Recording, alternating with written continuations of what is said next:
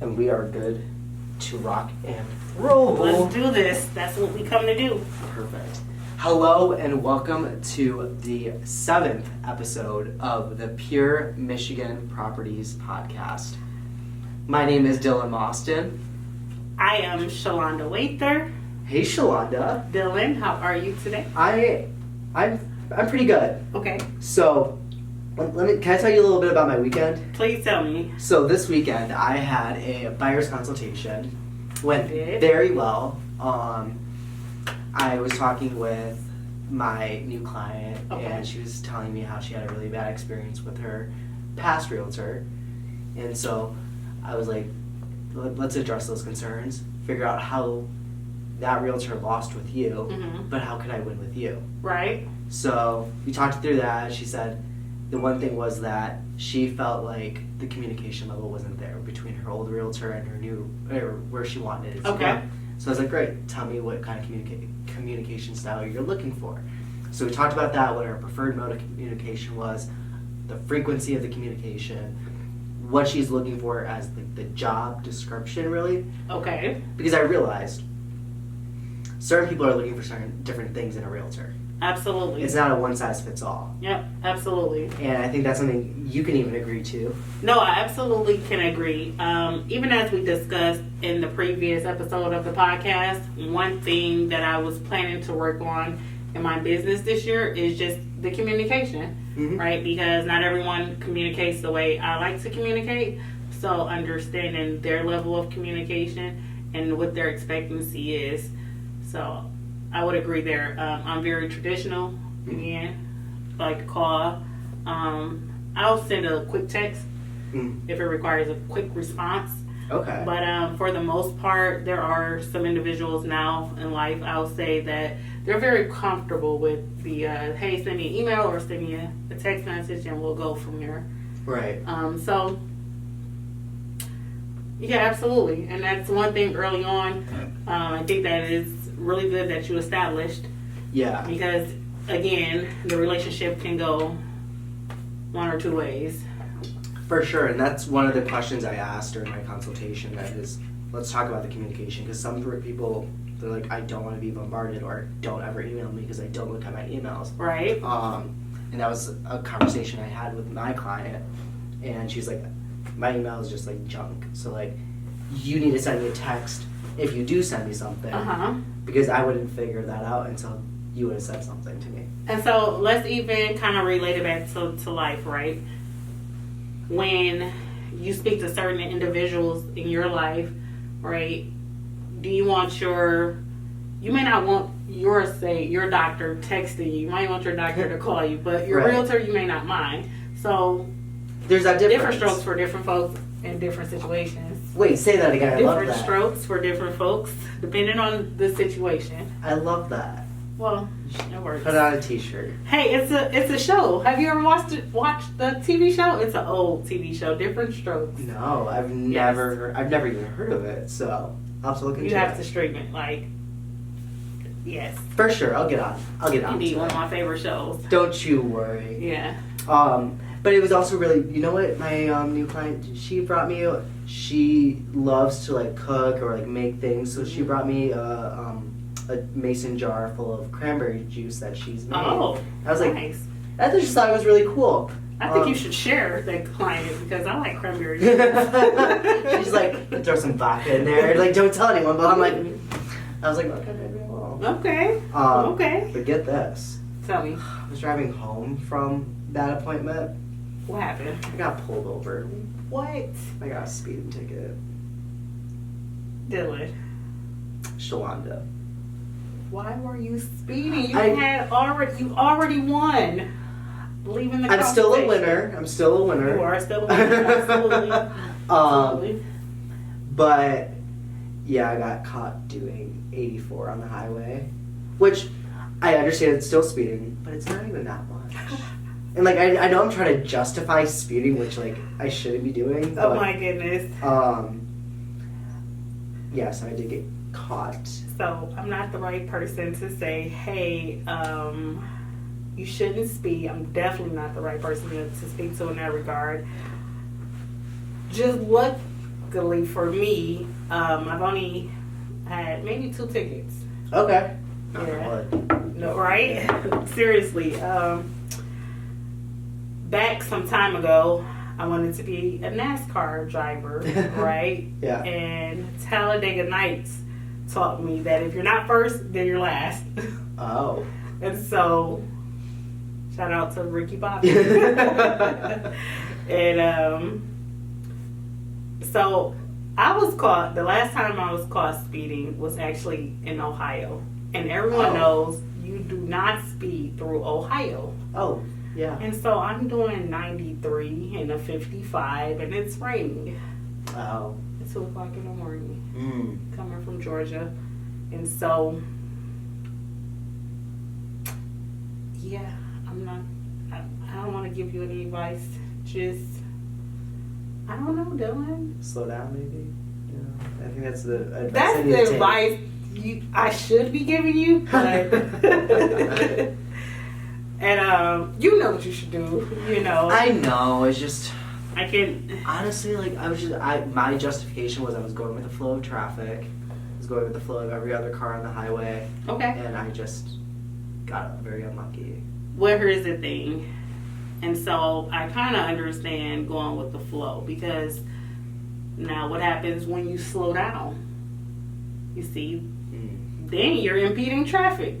Right. And so, but here's the thing. What's the You thing, knew Shalaunda? what you were supposed to be doing because that gut feeling told you exactly. Yeah. Honestly, I was surprised because my parents weren't even that upset about it. Okay. They were like, you were only doing 84. At least get caught for something better. Like get caught for something better. Now that's funny. At least 95. That's what I'm saying. 93. I was telling one of my friends this yesterday, and they're like, they pulled you over for doing 80. Like they looked at me like they were shocked, and like that I had the same reaction because I was like, 84 is like it's fast, it's speeding 100%, but it's not like, to me it's not like a dangerous where I'm like high speed, like rushing, Well, yeah. So that was my whole incident on Friday, but my buyer's consultation went really well. I'm very happy with it. And so hold on, I'm sorry. You were speeding after the buyer's consultation, or was this going to the buyer's? I was on a high. I was doing great. I was in a great mood. Okay. Oh. I was jamming out in my car. Right. And I was just on cloud 9. It was warranted. And No, then it was not. That's bad advice. and then the man had a rain on my parade. No, because hey, you still have the client, right? Mm-hmm. And now, how many? Okay, let me ask you this. Let's back up, Dylan. How many times have you had speeding tickets? This is my first one. Okay, so I've been pulled over for speeding, but I've never gotten a ticket. Okay. This is the first time and you know what really upset me about it too? Was the police officer, he asked me, he's like, how is your record? I was like, my record is super clean. No tickets, no nothing. And then he's like, oh, here's some 22-year-old that I can just put a little speeding ticket on his record now. And I was just going to say, he probably was looking like, hey, this may be an opportunity, but those moments are teaching moments. Every moment has a lesson that comes with it. I get it. It's unfortunate that had to be the lesson. Yeah. But let's see. It's okay. One way around it. Absolutely. I'll get over it. Absolutely. I'll pay it. Actually, well, one of my friends was like, you should go to court. Yeah. And one chance, the chance that he might not show up, at least they'll just get rid of it, or whatever the word is. Or sometimes they just do it impeded. They change it. Yeah. Status of the ticket. Good thing is though, I don't think there's points attached to it. Okay. The police officer. So that's a win. Yeah. That's the one thing. The guy said, as long as you have to give a call to the county or whatever, just to verify with them. He's like, as long as you call them, they'll wipe the points off. So, I mean, it could have been way worse. It could have been a lot better though. Yes, I agree both ways. Yeah, so I mean, that was my little lesson of the weekend. Mm. Tell me a lesson that you learned this weekend, Shalaunda. So this weekend was it's been a tough weekend for me. I would say that just because, funny thing, right? Last episode, do you remember I spoke about the meme of the realtor in the snowstorm? Yeah. And later that day, right, is when I made the news. Right. For being in the snowstorm after we left the office filming the podcast, right? And so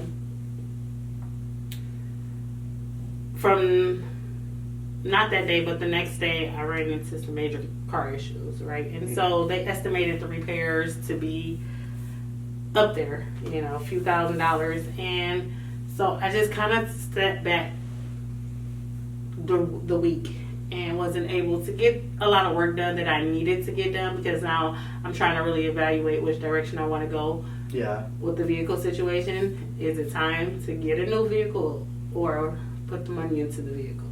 Okay. And so I stepped back and I just waited. I just waited until Friday to be able to focus, tunnel visual focus. I got a vehicle on Friday, and so from there I just been trying to execute them and play catch up. And so it's just taught me how to pivot again. Well, it didn't teach me how to pivot, but it reminded me that, hey, you just need to make sure you know how to pivot. Okay. So unfortunately some things are going to be hiccups. Yeah. But just figuring out how to overcome. Right. It's like overcoming an objection. Absolutely, right? absolutely. And then the kids, they were out a couple of days during the week, so they gave us a little bit more opportunity to hang out together. How was that? Well, I tell you what, they played in the snow. Made snow angels. I have some small igloos in my backyard. Ooh. And they really enjoy it. Yeah. I, however, did not go out. I did not go out. You're not? No. You're not a snow kind of gal? No, actually I am. Typically I am. Okay. But it was just too cold. Fair enough. It was too cold. Yeah. I feel like typically when it snows, right, at least when it first snows, it's not really that cold, but afterwards is when... This week in Michigan? Yes. I mean, schools were closed because being what the temperature was. Yeah. The snow, obviously, too, was a factor into everything. Yeah. But, I definitely, I mean, they had 3 days off this week? They did. Yeah. They did because of the temperatures, frigid cold temperatures. And I remember because we talked about this that week. I was like, wow, they're being so, I don't want to say lenient with saying, but I remember my school district, they would have been like, no, you're going to school. Indeed. I mean, even in college, they're like, we don't care. Yeah. As long as you can get your butt to class, let's get it going. I tell you, in my days, we had to hike through the snow. I don't care. The snow would be knee high, and we had to walk to school. Especially my kids are. Well, I have elementary, middle, and high school schoolers, so But either way, we had to figure it out. It's like, put your boots on. Right, we're going. But here's the thing, right, Dylan? What?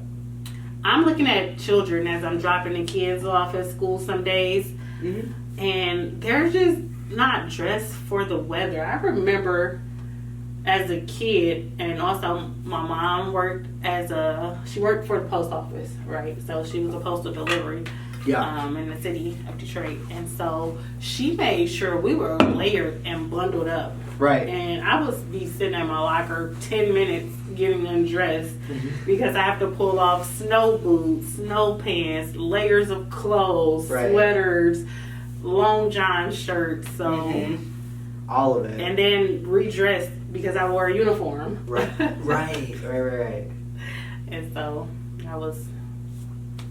that's my cool weather story. Mittens and gloves, So speaking of this week, tell me a win for you this week. Yeah, so I did have a few different wins this week. More of them was accomplishments. Okay. Right, so some things that I needed to get done. Yeah. That typically would take me a week's worth of time, I was able to get done in just a couple of hours. Okay. also showing my client around. We found a few properties that she was interested in, and so we're gonna make an offer, and fingers crossed. Nice. That's a win. And just so for the viewers to understand, this is a client you've been working with for a little while now. Yes. And you've been putting in offers, you've been seeing some stuff, and so hopefully this is going to be the one. Yeah, absolutely. Absolutely. This is the third offer in 2024. We did place offers in 2023 as well. Mm-hmm. So, again, we're just seizing the opportunity in the moment. Yes. So, here's the cool part about it, because I do feel like real estate for a buyer should be an experience, right? So by that I mean, when you walk into a property, do you feel good about it? Right. You know, can you really imagine yourself being the owner of that property?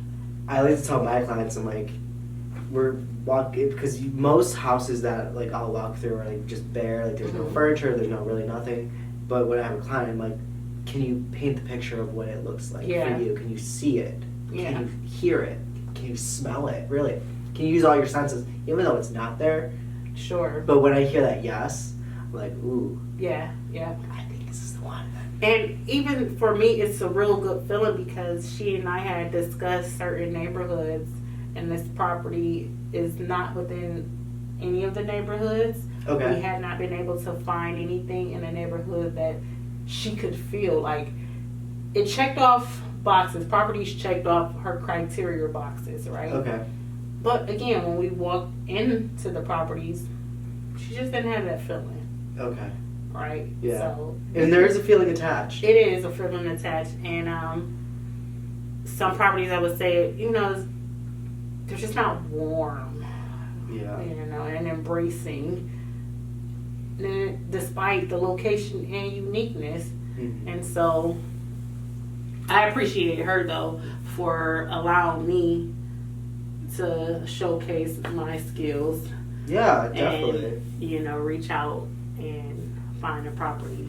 And I do want to mention something that you do that I think not a lot of realtors do, is that you will schedule yourself to preview it before you start bringing your clients in. Oh, absolutely, yes. So do you want to talk about that?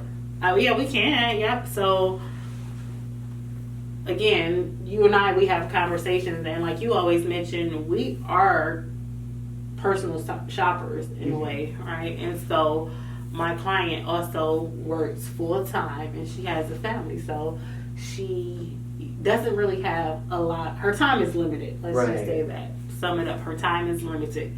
So I always go preview the properties anyway, because I feel like if I have a clear understanding of what you're looking for, then I can kind of just alleviate some of the in-between, the unnecessary in-betweens. Right. And work in that regard. And to ensure. I mean, that's our job, really. Yeah, is effective and efficient. Yes. Spot on with that. And it's funny because like a lot of realtors just don't do that. They don't. They're like, I'm just going to bring my clients through, and then they get it. And they get to the property, and they're like, well, this isn't even what it looked like online. Right. The photos are so different. Yep. And now they are just standing there and they're like, shoot, how do I explain this to my client now? Yeah. And it puts a bad taste in the client's tongue. Like, okay, well, why are they wasting my time bringing me to a property that wouldn't even make sense, where you already do the due diligence beforehand. Yeah. To make sure that you're bringing your clients who are busy, who have things going on in their life, to see the best of the best for them. Yeah, absolutely. And that's just one of the missions of the business, honestly, is to create that experience. And I feel like that's all wrapped into the experience. I want you to have a great experience. And because I, for one, again, thank you all for trusting us on your journey. For sure. And I think the cool part that I think that realtors, how they can stand out is we sell both a product and a service. Absolutely. Everyone can sell a product the same exact way, but it's how do you get the service. Indeed. And like that's what I think separates the top from the top from people who are middle or bottom, right? Yeah. There's how do you give your service to your clients? Because I like to say I give my clients white glove service. They get the best of the best. They get exactly what they're looking for, and if they don't feel like they're getting that, please explain that to me, because maybe I'm missing something that you wanted. Okay. And that's why I was telling you with my consultation, I say, how do I win with you and how do I lose with you? Yes. Because everyone's going to give a different answer to that kind of question. And I think that's so important to ask, because now I have the expectations of what they're looking for. Indeed. And so had you ever preview the properties for your client ahead of time? Is that something you implement in your business? Yeah, I was working with one guy over the summer, and he was he wanted land, but he wanted a property on land, but it was more because he wanted to raise livestock on there. So I found 10 properties and I split it. I went 5 one day, 5 the next day. Okay. And it was funny because at least out of that 10, I crossed off, I think, 6 that I knew just wouldn't work for him because I went there, I saw him. And what I did also that I think differentiates my business from other people's business is that when I do go preview those properties, I'm also taking pictures and videos for my clients and sending them over. I'm saying, these are the photos online that you can see, but this is what I see, and that there's no fluff to it. I'm not enhancing the photos. It's just bare. It is what it is. That's right. And a lot of, like, especially the little guy over the summer who I was telling you, he respected that because he's a restaurant owner. He works basically 24/7. Yeah. So it's a stressful industry. It's very stressful. And go ahead. I'm sorry. No, go ahead. I was just gonna say. So I know he doesn't have a lot of time. It's a family-owned business, so it's him, his wife, and his kids help out. But like, it's really just the two of them who one have to.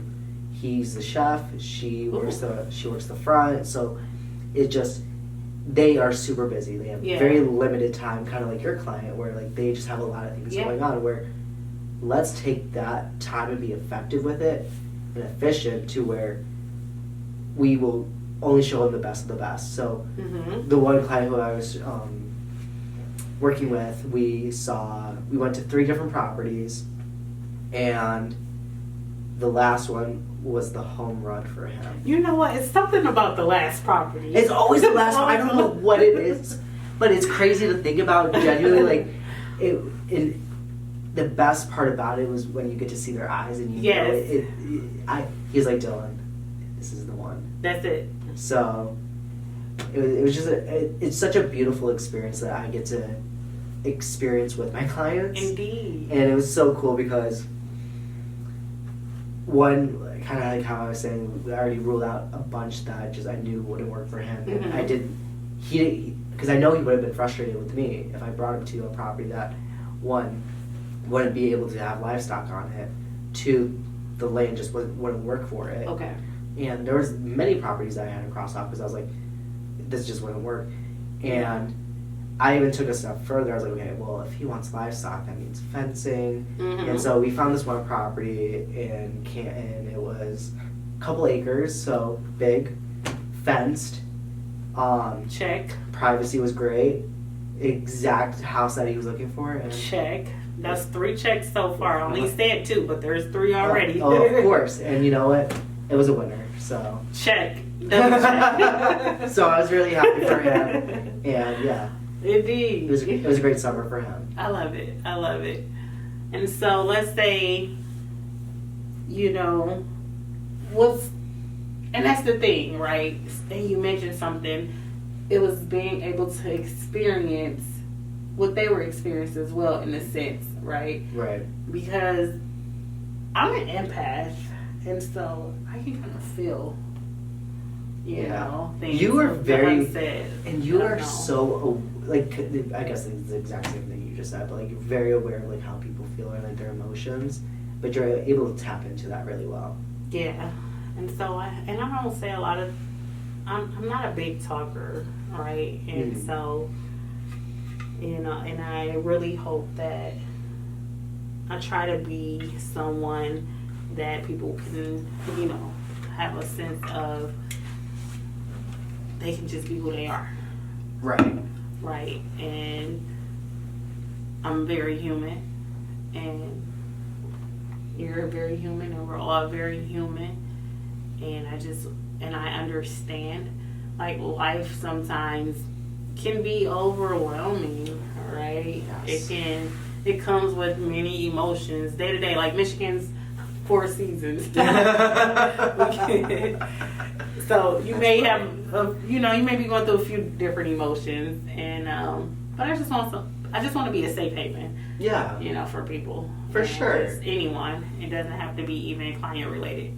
Just like the people who are around you. Yeah. And I think it's such a great quality because not many people are kind of like that, to be honest. Where I feel like you definitely just like look out for the best interest in people. For sure. I try to, at least. I recognize it. I see it. Well, thank you. You thank do it. you. For sure. And so, listen, talking about the 4 seasons again, right? Back to Michigan. Yeah. 4 seasons. What are you doing this winter to help your business, right? This winter, yeah. Yeah. Some days, we're going to have better days than others. For sure. And I think there's a saying in our industry, the winter time is a little bit slower just because people don't want to move in the snow, which I understand. So I think this season to me is more about the education factor of things. Okay. So I like to talk to people and just educate them about what's going on in the market. So today I had a client event where it was cool because I had conversations and we were talking about the market. We were talking about sellers. We were talking about buyers.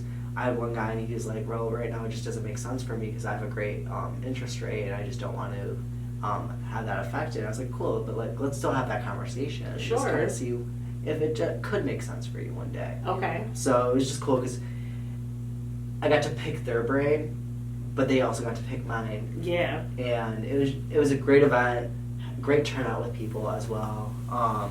We didn't mention it on the last episode to invite the viewers out, Dylan. I'm sorry. Well, look forward to another one coming soon. I will say that. But no, it was a great time, and genuinely, like, it was cool because I made more connections than I thought I was going to make. That's a big plan. So it was fun. Okay. I enjoyed it, and I could tell the people that came enjoyed it as well. It was just a nice little coffee. It was a coffee day. It was at like it was at the Office Coffee Shop in Royal Oak. Okay. I had the Jewish organization. They hosted it for me. They took care of everything. Basically, I just had to show up, invite people. That's right. And show up and show out. That's it.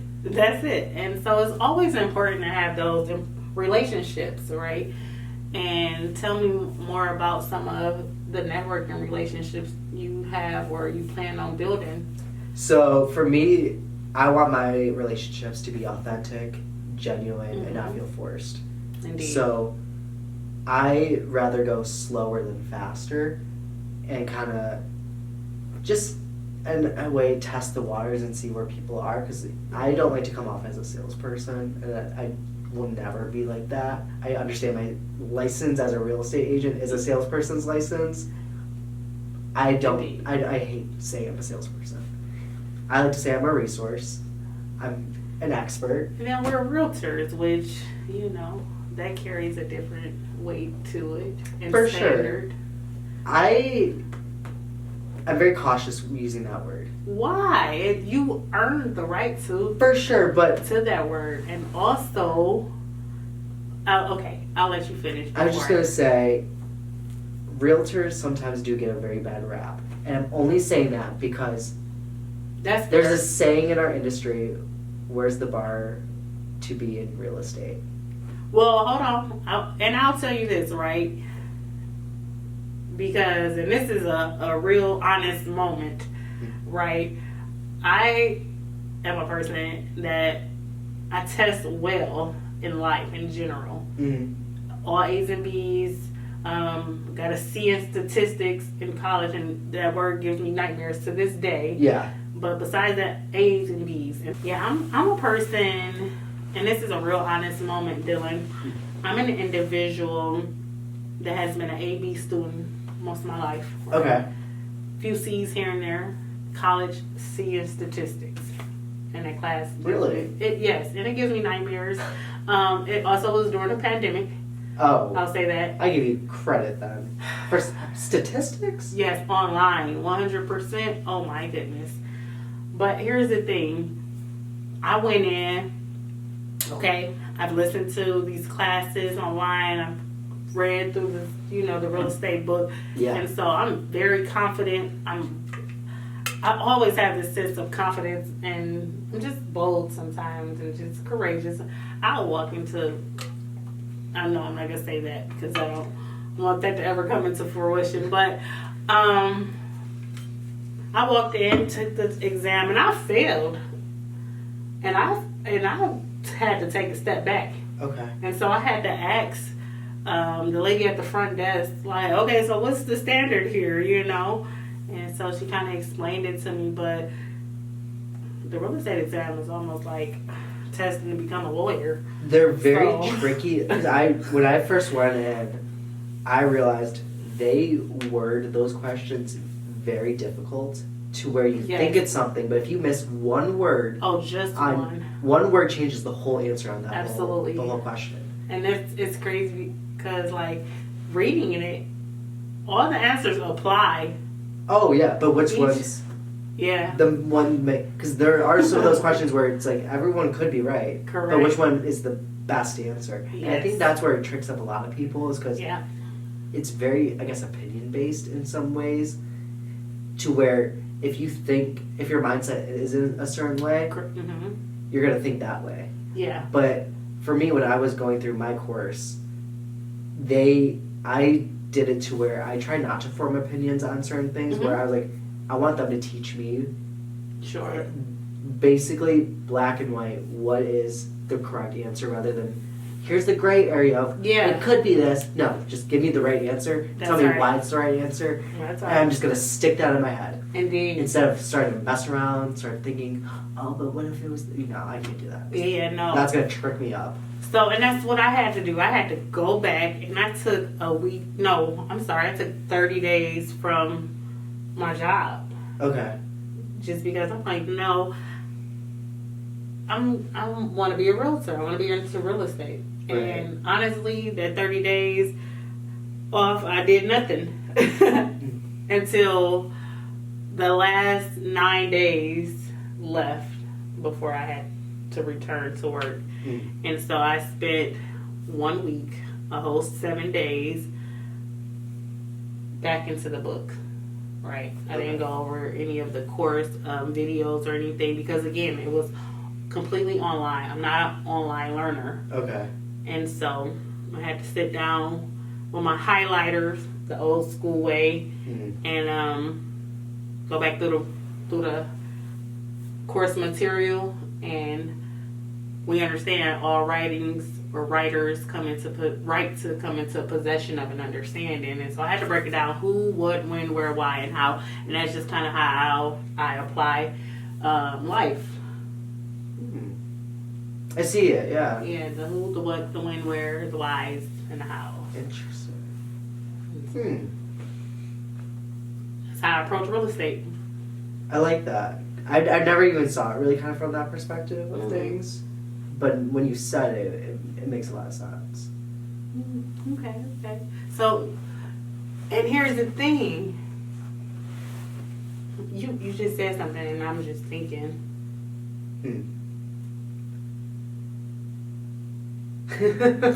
Yeah, I'm sorry, you guys. I took a pause because I'm just thinking. Like, It's okay. We'll be here all night. I'm good. Well, We can think. No, we don't have to be here all night.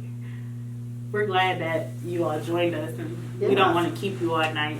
So, I mean, I know this episode was kind of just like bouncing around different topics, but I feel like it's cool because we kind of gave like an update about like just what's been going on, right? Yeah. And just different details of our business, which, I mean, I think is important for especially an audience member to understand like what different services can they expect, right? That's correct. Because, like, moral of the story, everyone's different. There's not a one size fits all. That's right. And also, sorry, I'm going to throw this in here as well. Throw as much in as you need to. As much as a client can fire us, we can fire a client, right? Because fair enough. Sometimes who we work with it just isn't a good dynamic. I consider when I get into a client relationship with someone, it's like a relationship where we work together now. It's a team effort, right? 100%. It has to be 1,000%, right? Because sometimes you can get a client who just isn't receptive to what you're trying to explain to them. Okay. And we're not miracle workers. We can't pull a bunny out of our butt. And so here's the thing. So what's the one way around that circumstance right there? Everything's laid out in the buyer's consultation. It's just having that conversation, and I will always end it. I'm like, this is my promise to you. What's your promise to me? That's the question I ask. And I think that gives me a good understanding of how we're going to work together. Yeah. Because, especially when I was talking with my client this weekend, I was like, my promise to you is, one, my communication will always be within a couple hours. I'll get you an answer, or at least get back with you. Okay. That's my promise. And then my promise is I will always be understanding of what you want from me. I love it. And so then I'll ask the same question to them. I'm like, what's your promise to me then? I'm going to start asking my clients, so what's your promise to me? Because, no, like I said, it's a relationship, right? I'm 110% committed. I'm giving something to you. What are you giving to me? And I don't, that's not like monetary value or anything. Absolutely. It's just genuinely like, what is your promise? What can I hold you accountable on your end to me? Indeed. Because I would hope you hold me accountable to what I'm telling you. And I'll say this. I've had a few consultations where I just knew that the dynamic was not going to work from the start. Okay. And so I just referred them out. Oh, did you? So here is, a realtor that I think is great, who could probably better suit your needs.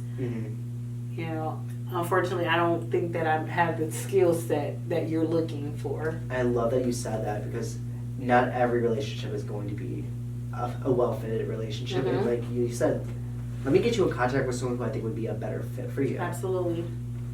There's nothing wrong with that. It's actually, I think, way more respectful to do that. Yeah, yes. I'd rather someone be upfront and honest to me, if they can carry out a service, than to deliver me just any service. To me, it's kind of like when you go to like a restaurant and you're saying like to the waitress or waiter saying, hey, is this good? If they can give me a what's the right word? Like an honest answer, saying like, cause like there's some waiters who be like, you're not gonna want that. Okay. And I'm like, I respect that, because you're not trying to sell me on why I should get it from you. Indeed. But you gave me your opinion and said, if you really think you want this, I'm gonna recommend you get this then. And it's kind of like back to like your whole thing where it's like, hey, I might not be a good fit for you, but here's a fit that I think would be a best relationship for you. And that's when I'm going to get you in contact with the right person. Yeah, and so I'm not always, and I know this about myself, right? I can come off kind of very direct, and for some people it does not work. Okay. And it takes one to understand that I was raised in a very structured environment. Excuse me. I was raised in a very structured environment. So we had a routine, right? And every day we pretty much had an expectancy as to how the day was going to go. Okay. And to add to that, I also did 4 years in JROTC in high school. Right. And so I think I just carry myself in a very direct, militant way sometimes. Yeah. And that can be perceived for some people as it has like a negative connotation. Right. And then other people, they understand it and they appreciate it. And believe it or not, that's where my work ethics come from, having that structure and being taught that discipline. And I think it also comes down to not every personality types are going to mix. Oh yeah, absolutely. And I think when you said like that's kind of like where my head went, is that you're a very dominant kind of personality type, and like, that might be very off-putting to someone who just does not want dominance, or like someone who's very like in their face, or just like a dominant personality. Yeah, absolutely. So like those two personality types probably won't work best together, but also getting two dominant people together also might not work very well, because you're both going to be trying to push your opinions.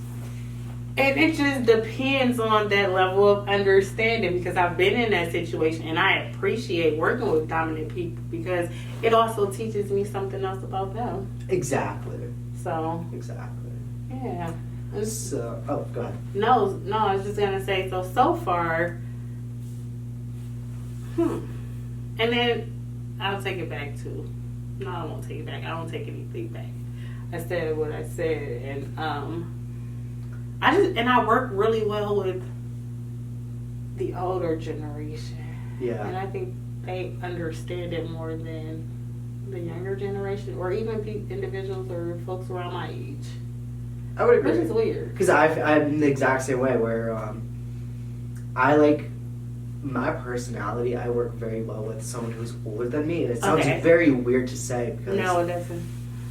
I feel like I connect better with them. Yeah. And like I've had friends and like family even told me, like, Dylan, you're very mature for your age. Like, you speak very well, or whatever. Like, you generally seem like you could have been in this career for like 20 years. Like, I would have never known.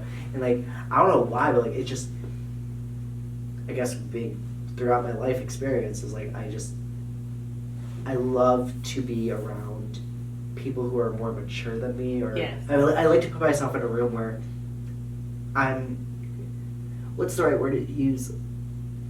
Come out with something and added value. Coming out having learned something. There's a saying, it's like, if you're the smartest person in the room, you're in the wrong room. Right. I like to be the dumbest person or whatever, because it gives me room for growth. It gives you room for growth. That's it. And I'm also a big believer in who you surround yourself with is who you become. You're a product of those people. So that's why I like to surround myself with more intellectual people, more mature people, because generally that's who I want to become and that's who I want to be. And I know if I'm around those kind of people, my mind will start to shift towards that kind of energy. And I think I've been successful with it so far. Absolutely. And that's where mindset, that's how it shifts. And that's where it begins, is being around the more mature crowd, right? Or just people that you want to become. And I think that's the thing. Or people that you want to become. Because they say, hey, if you're in a room with, 10 millionaires, you're bound to be the 11th. Right. But if you're going to be in a room full of 10 broke people, you'll be the 11th broke. Because you're going to follow those actions that those people did. And it just, I'm such a big believer, and I want to be in a room full of value and just opening those right doors. I love it. But I think we're hitting at that 45-minute mark, so I think how do we get in contact with you, Shalaunda? Hey, you all listening, if you are interested in working with me, please reach out to me at 586-339-8321. I love to hear from you. Hear from you, so give me a call. Or you can email me at Shalaunda, spelled SHALAUNDA @kw.com. Dylan? The best way to get in contact with me is to go on your preferred search engine, Google, Yahoo, whatever, Bing if you want. And you just type in Dylan Mostyn Real Estate, spelled DYLAN, Mostyn, MOSTYN, Real Estate. I can guarantee you it's the first link that pops up. Click on there. It'll immediately have my phone number as soon as you click that link. Okay. And then there's a little tab at the, if you're on a computer, it's on the right side, but on a phone, just hit the drop-down menu. It says Contact Us, and that's how you get in contact with me. Phone number is 248-891-9860. Call or text, whatever works best. But that's how you get in contact with me. And so. And yeah. No, what did you have more? No. That was all I was gonna say. So I was gonna say it was great sitting here just talking with you today, Dylan. I appreciate it, and I'm glad that everyone joined us. Next week we'll discuss open houses and if they're still effective. So please join us. I can say that episode will be very interesting. It is already planned out. We already have the outline of things, and I'm very excited for the episode, and I would hope you guys join us for that one as well. Like always, we hope you guys get a lot of value information from these kind of things, but we always ask, please give your feedback, because the only way we can get better and grow as a group or as a team is through feedback, which we value highly. So bye, guys. I was going to say, am I missing anything? Until next time. Until next week, we will see you. Thanks, Bye-bye. guys.